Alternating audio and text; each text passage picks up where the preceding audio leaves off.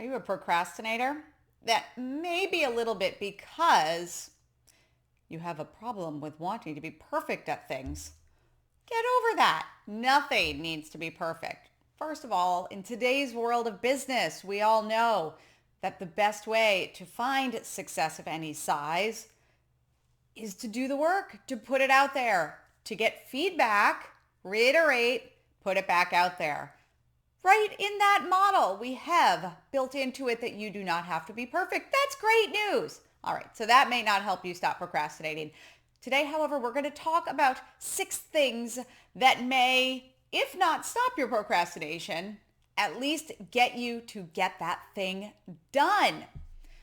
Usually when we're procrastinating, if it's a very big thing, I know, for example, every year when I prepare to do my taxes for the year, all sorts of things get cleaned at my house. So sometimes there can be some benefits to procrastination, but a lot of times it leads us, especially those of us that own small businesses, to a lot of frustration with ourselves because we know what needs to get done, although perhaps that procrastination is because you don't know what needs to get done.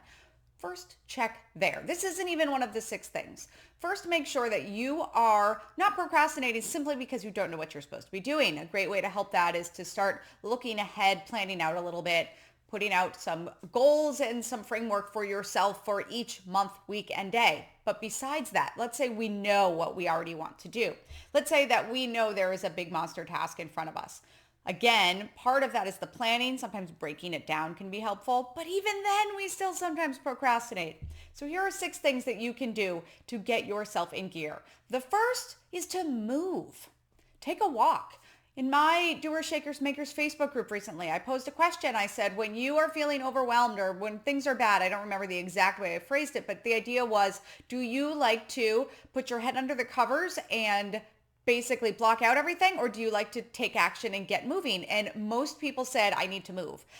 You know why? Because that movement helps us think, helps us get through things. And if we just sit there staring at our computer screens, we often get nothing done if we're procrastinating. But if we get up and move around, pretty soon we are taking action and inspired to start taking action on that thing. Another is to write.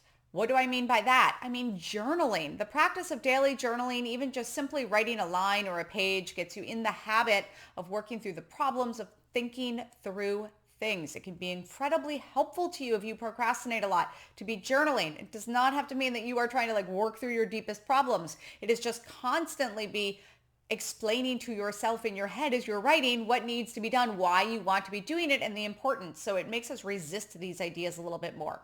Unless, of course, that whole perfectionism thing is coming, and then it may make us resist it even more if we know how much we want it. But writing can really be helpful on that as well. The next is to do something else. Just like when we are avoiding getting our taxes ready, we start cleaning the house. So if you are really procrastinating on something, start something else. I love to keep a list of very small tasks. So if I am, let's say, procrastinating on a project and I start accomplishing these little tasks, they're tick, tick, tick, tick, small wins. They make me feel like I'm accomplishing things that kind of give me a little bit of confidence and motivation to start tackling more things, and often that will get me started on the project.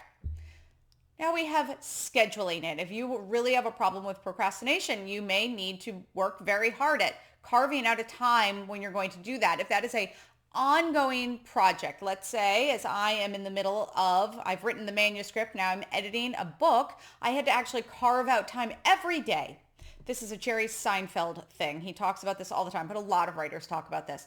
If you have time set aside to write, if you are not writing during that time, you are sitting there staring at the wall. So if you schedule time, you force yourself to be in that space where you're going to spend that time, where you should be writing or doing whatever task that is. And if you're not doing that task, you're sitting there staring at the wall. Next, we have talk about it.